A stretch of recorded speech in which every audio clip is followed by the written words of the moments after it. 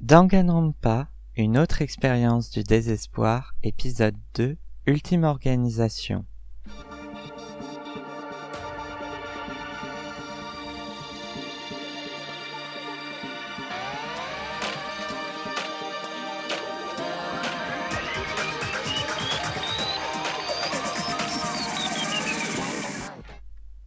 Clément, irrité par la leçon de morale que lui tenait ce soi-disant ultime chanceux, porta vivement son poing en direction de Virgile. Mais peu avant qu'il ne l'atteigne, celui-ci trébucha sur un câble électrique qui traversait le gymnase de part en part et s'effondra au sol. Karine tenta vainement d'éviter le coup désormais dirigé vers elle, mais ce fut finalement Alice qui retint le poing du jeune homme et bascula en arrière sous l'impact de la force du coup. Karine parvint de justesse à retenir la jeune fille de tomber. Clément recula. Tous les regards étaient désormais tournés vers le petit groupe.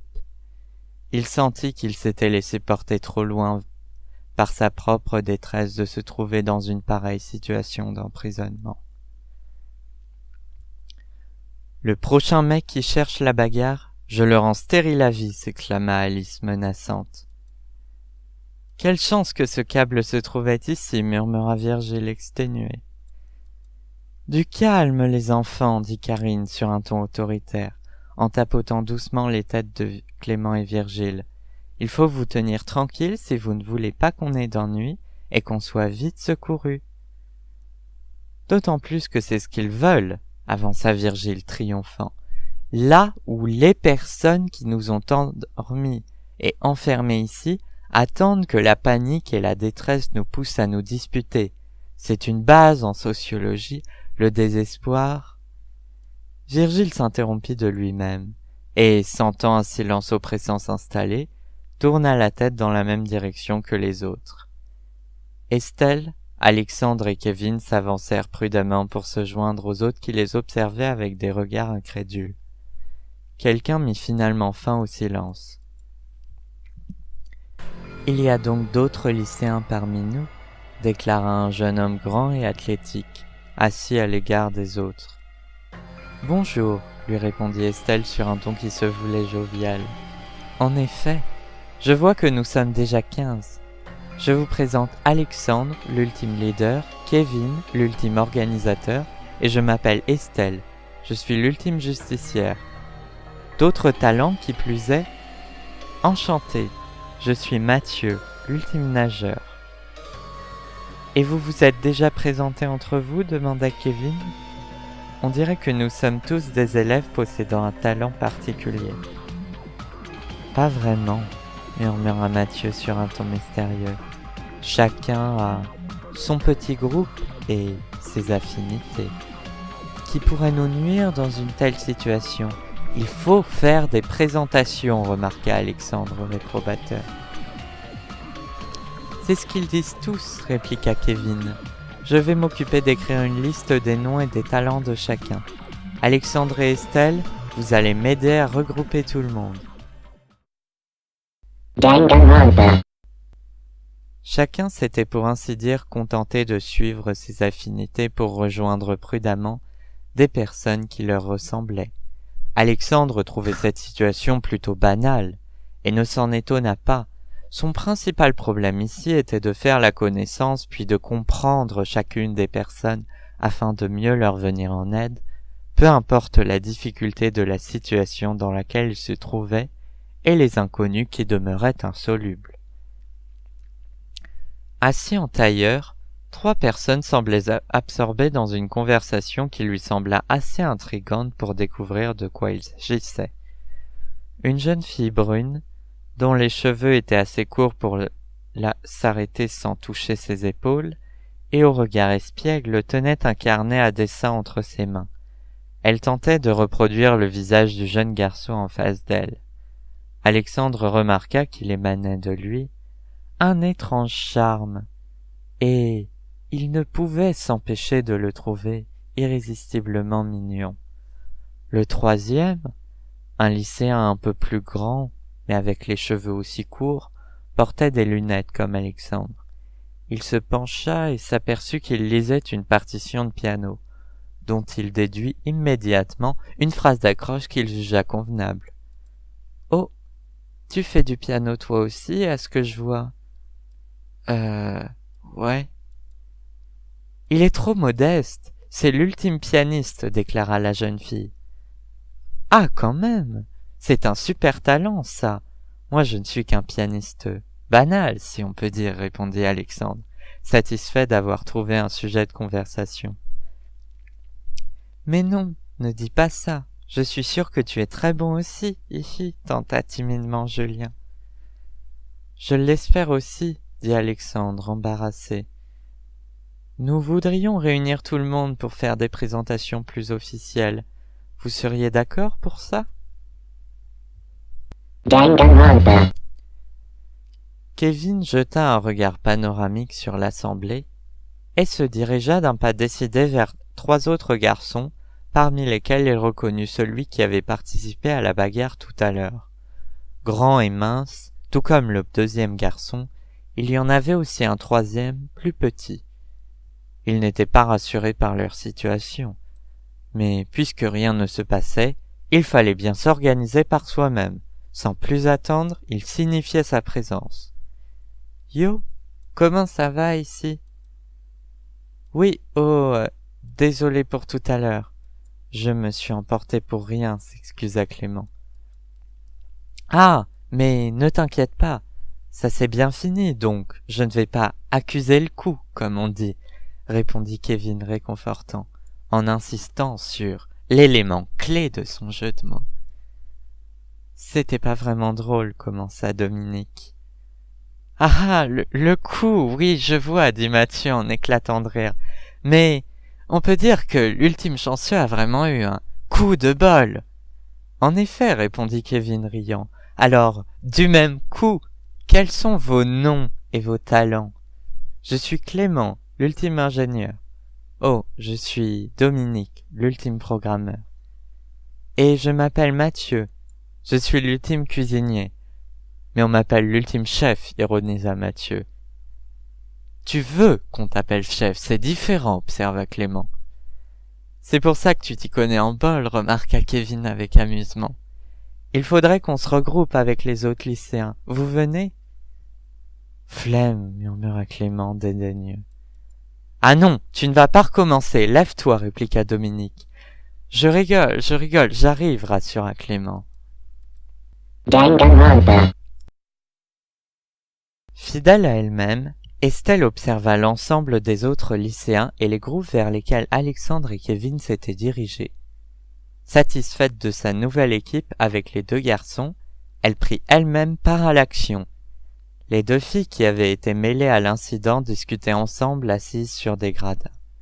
Celle qui avait réprimandé les garçons en les désignant par « les enfants », ceux qui l'avaient beaucoup amusé, étaient de grande taille, portaient les cheveux attachés et surtout un uniforme caractéristique d'enseignante. L'autre, qui avait retenu le point de Clément, était plus petite, peut-être un peu plus qu'Estelle, et portait les cheveux libres qui descendaient sur ses épaules. Une marche plus haut, une autre lycéenne semblait ne pas suivre la conversation. En s'approchant, Estelle découvrit qu'elle était en réalité absorbée par un jeu, apparemment sur une PSP. Suivant une tactique d'approche consciencieuse, elle s'assit à côté de la joueuse. « Salut, à quoi est-ce que tu joues ?» dit-elle pour tenter d'attirer l'attention, ce qui ne sembla pas fonctionner. « À quoi est-ce que tu joues ?» insista-t-elle en haussant légèrement sa voix. « Oh, pardon, je ne t'avais pas remarqué. C'est un visual novel en fait. Super Danganronpa 2. Ah, ne t'inquiète pas, je suis sourde aussi. Et je suis un peu nulle en jeu, tu sais. Qu'est-ce que c'est exactement ? Ça, des lycéens sont enfermés sur une île en fait. Et ils doivent s'entretuer, expliqua Rotana. Oh, je vois, ça a l'air assez cruel. C'est carrément violent. Il y a des meurtres et des exécutions, s'exclama Alice en se retournant avant de poursuivre, les yeux scintillants d'une lueur nouvelle. Une passion brûlante animée par son propre dégoût. Détruire les hommes, les dévorer, tout leur prendre, et comme un incube, laisser cet amour ardent réduire leur cœur en cendres. C'est beau, murmura Otana, à peine audible. Calmez-vous les enfants, réprima Karine.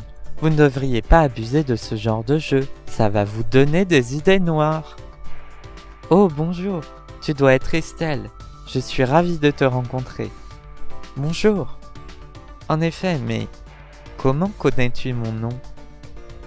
J'ai consulté les listes de l'académie sur leur site internet pour avoir une idée des autres talents inscrits dans ma promotion, répondit Karine avec un sourire radieux. Tiens, tu me rappelles l'ultime organisateur.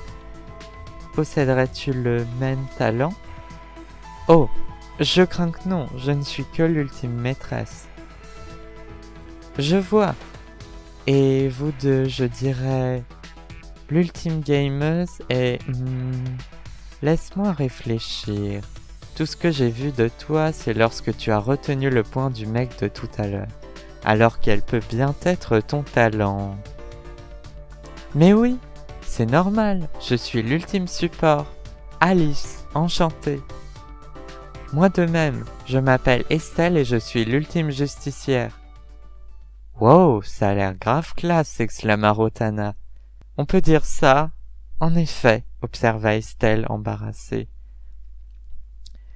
Par rapport à l'ultime chance, débuta Virgile qui s'approchait sur un ton amusé, c'est une bénédiction.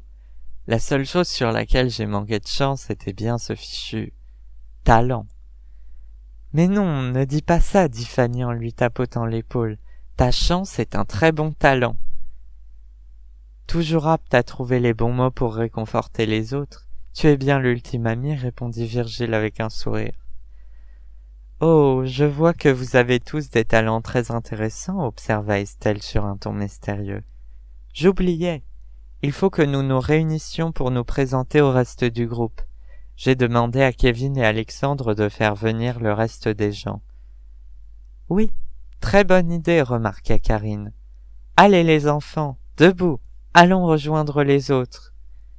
C'est mignon, tu as vraiment un don pour guider les autres, répondit Fanny qui s'était approchée de Karine, restée en arrière pour vérifier que tout le monde suivait. C'est mon rôle de prendre soin de vous, répondit Karine dans un sourire. Estelle, s'étant assurée que tout le monde était réuni au centre, s'empressa de rejoindre Alexandre et s'étonna qu'au lieu de le trouver avec Kevin, il discutait avec un garçon qu'elle ne connaissait pas. Plus prudente, elle s'avança et fit remarquer sa présence. « C'est bon? Tout le monde est réuni au centre? Comment on fait maintenant ?» Il faut que nous fassions le silence pour pouvoir discuter et que chacun s'entende. Allons chercher Kevin. Il saura sûrement comment s'y prendre. Car, personnellement, je n'ose pas prendre la parole tout seul devant autant de gens. Ouais, mais admettons que l'ultime leader ne le fasse pas. Alors, qui d'autre? Observa Arnold. Pas faux, s'exclama Kevin dont l'arrivée soudaine les surprit. Mais je vais aider. Je vous présente Arnold, l'ultime pianiste, dit Alexandre avec un sourire. On va former une bonne équipe, déclara Estelle satisfaite. Un pourcentage de réussite, peut-être, plaisanta Alexandre. Laisse-moi réfléchir. 85%, je dirais. Soudain, la lumière de la salle s'estompa. Un halo de lumière trop vif et théâtral éclaira l'estrade disposée à une extrémité de la salle. On y avait préparé un pupitre équipé d'un micro, comme pour un discours politique. Tout le monde se tut. Les regards convergèrent vers la lumière. Et ce fut la même voix, celle dont il se le souvenait encore, qui emplit l'espace d'une angoisse sourde et les regards d'un effroi perplexe. Bonjour, bonjour. Du calme. Vous avez eu plus de temps que nécessaire pour discuter entre vous. Il est temps de passer à la cérémonie d'accueil des nouveaux élèves. Bienvenue à l'académie de Kibogamine. Estelle observait avec terreur que malgré ses efforts et ceux de ses nouveaux amis, La situation lui échappait complètement. Elle serra ses poings en signe de détermination, bien résolue à combattre le mal, quelque forme qu'il prenne en ces lieux. Suite dans l'épisode 3, Coup de théâtre.